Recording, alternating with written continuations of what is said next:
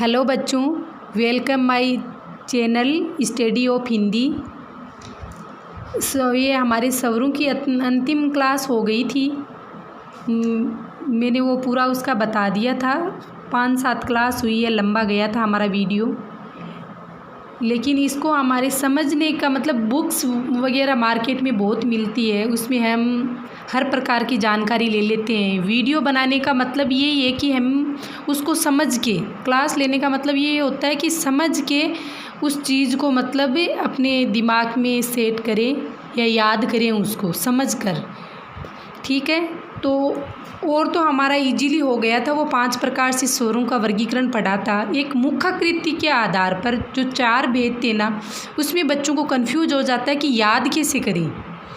मतलब आजकल माइंड वो कंप्यूटर की तरह है, याद बच्चे अच्छे से कर लेते हैं, लेकिन किसी बच्चे से अगर कंफ्यूज होता है, एग्ज़ाम में ऐसे क्वेश्चन आ जाते हैं उसमें याद होते हुए भी हमारा कंफ्यूज हो जाता है।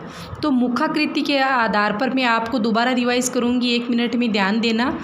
संवृत्त, विवृत्त और अर्ध संवृत्त और अर्ध विवृत्त 4 भेद पढ़े थे ना, उसमें थोड़ा सा आपको याद करने में डिफ़िकल्ट होगा। मैं अपने तरीके से आपको बताना चाहूँगी, अगर किसी को पसंद आए तो उस हिसाब से आप मतलब अच्छा लगे तो आप उस हिसाब से याद कर लेना, नहीं तो मैंने जो पहले बताया उस हिसाब से आप इसकी मतलब उसको याद कर सकते हो। देखो, पहले तो हमें स्वरों को मतलब सीक्वेंस में एकदम जैसे लाइन से होता है उस हिसाब से हम लिखेंगे। ठीक है, ए आ इस हिसाब से लिखेंगे। आ ई ऊ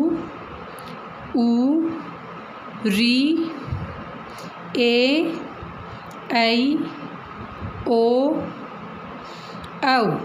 जो छोटी क्लास में होते हैं वो LKG UKG छोड़ के आते हैं, फिर 4th 5 क्लास में आते हैं, तो उसको तो थोड़ा याद रहता है इसका सीक्वेंस। वैसे याद होना ही चाहिए। कंपटीशन की तैयारी करते हैं तो हमारे दिमाग में तो वो चीज़ होती है, पर उसको रिकॉल करना पड़ता है, इसलिए इसका सीक्वेंस हमें याद होना ज़रूरी होता है।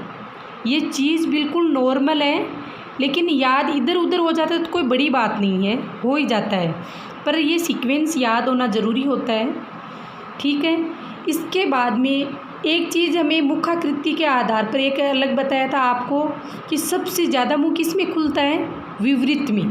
तो विवृत्त में मैंने आपको कौन सा बताया था, आ। ठीक है, तो इसका काम तो हम पहले निपटा लेंगे। विवृत्त में कौन सा आएगा, आ। तो चलो इसका तो झंझट खत्म हुआ, पहले इसका लिख लो जिसका हमें आता है। ठीक है, मतलब ये चीज़ तो बिल्कुल क्लियर है कि इसके 1-1 2-2 2-2 4-4 अलग अलग में आएंगे, लेकिन विवृत्त एक ही है स्वर में, वो कौन सा है, आ। ठीक है, अब देखो हम इसका सीक्वेंस सेट करेंगे। सबसे ऊपर आप अर्ध विवृत्त लिख दो, अर्ध विवृत्त लिख देंगे। ठीक है, याद करने का मैं आपको तरीका बता रही हूँ। सबसे ऊपर क्या लिखा, अर्ध विवृत्त, आप लास्ट में अर्ध विवृत्त लिख दो, अर्ध विवृत्त। तो हमारे 3 जो स्वर है उनका काम कंप्लीट हो गया है। कैसे, ए का और औ का, अर्ध विवृत्त, अर्ध विवृत्त और विवृत्त का हमने मतलब वीडियो की स्टार्टिंग में ये काम सेट कर लिया था। ठीक है, 3 हो गए। अब देखो, एक बार हमें मतलब थोड़ा बहुत दिमाग याद तो रखना ही पड़ेगा हमें। ऐसे नहीं है कि मैं ऐसी ट्रिक बताऊंगी कि अपने आप याद हो जाएगा। ट्रिक का मतलब ये है कि याद करने में आसानी हो जाएगी। ये 3 चीज़ कवर करने के बाद में आप पहले संवृत्त लिखो, मतलब ई के सामने संवृत्त लिखो। संवृत्त स्वर हमारे 4 होते हैं, वैसे ले तो री को संवृत्त में ले सकते हैं। री का वैसे कोई उल्लेख नहीं है कि भाई री को संवृत्त विवृत्त या इसमें कहाँ होगा, पर हम ले सकते हैं। अगर माने तो संवृत्त में आएगा री, तो 4 जगह लिखेंगे संवृत्त, यहाँ पे भी संवृत्त लिखेंगे, यहाँ पे भी लिखेंगे, यहाँ पे भी। कहने का मतलब 4 जगह संवृत्त लिखना है, री की अभी हम जगह खाली छोड़ देते हैं। अब देखो हमारे कितने हो गए, 1 2 3 4 5 6 7, और री को हमने छोड़ दिया, तो चलो वो तो 8 हो गया। तो 11 जो स्वर है उसमें 8 का काम कंप्लीट हो गया। अब हमारी संवृत्त चल रहा है ना, ठीक है, तो आप इसमें आगे क्या लिखोगे, अर्ध संवृत्त। संवृत चल रहा है उसके आगे अर्ध लगाना है, अर्ध संवृत, अर्ध संवृत बाद में अर्ध विवृत, अर्ध विवृत और अर्ध विवृत के बाद में वापस अर्ध संवृत और अर्ध संवृत के बाद में वापस अर्ध विवृत आना चाहिए, जो हमने सबसे पहले लिख दिया। तो हमारा काम आसान हुआ ना। सबसे पहले इसका सीक्वेंस सेट करेंगे, उसके बाद में अर्ध विवृत सबसे पहले और सबसे लास्ट में लिखो। विवृत में एक ही आता है, वो हमने काम कर लिया। 4 जगह संवृत लिखना है और संवृत का जो सीक्वेंस चल रहा है इसलिए अर्ध लगा के संवृत लिखना है।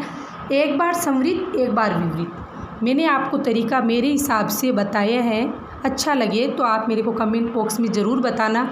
और देखो सबसे पहला हमारा यही काम था, मैंने आपको बताया नहीं कि मैंने 4th स्टैंडर्ड से शुरू किया था ना, आगे कंपटीशन की एग्ज़ाम तक कहीं भी ये वीडियो आप काम में ले सकते हो, आपको बहुत फ़ायदेमंद होगा। लेकिन इसकी मात्रा मैं आपको एक बार बता देती हूँ। है तो ये बहुत कॉमन चीज़ है, लेकिन फिर भी हम इसको एक बार मैं आपको एक्सप्लेन कर दूँ। पहले हम स्वर लिखेंगे ए। आप देखो इधर ही देख लो, ए की कोई मात्रा नहीं होती है, कोई मात्रा नहीं होती है ए स्वर की। आ में अपन ऐसे लिखेंगे एक लाइन, ठीक है। और ये ई आई मतलब छोटे बच्चे होते हैं उसको थोड़ा सा ध्यान देना ज़रूरी होता है। बड़ी क्लास में या कंपटीशन की तैयारी करेंगे तो कोई दिक्कत नहीं आती है। ये ऐसे होगा, इस ई में ऐसे मात्रा लगेगी बड़ी ई, जिसे हम दीर्घ स्वर मतलब दीर्घ मात्रा में गिनेंगे। ऊ का सिंबल निशान ऐसे होता है, बड़ा ऊ का ऐसे, री का देखो ऐसे होता है ना। ए के एक मात्रा लगेगी ऊपर, आई के 2 मात्रा लगा देंगे, ओ के 1 मात्रा लगेगी और औ के 2 मात्रा लगेगी।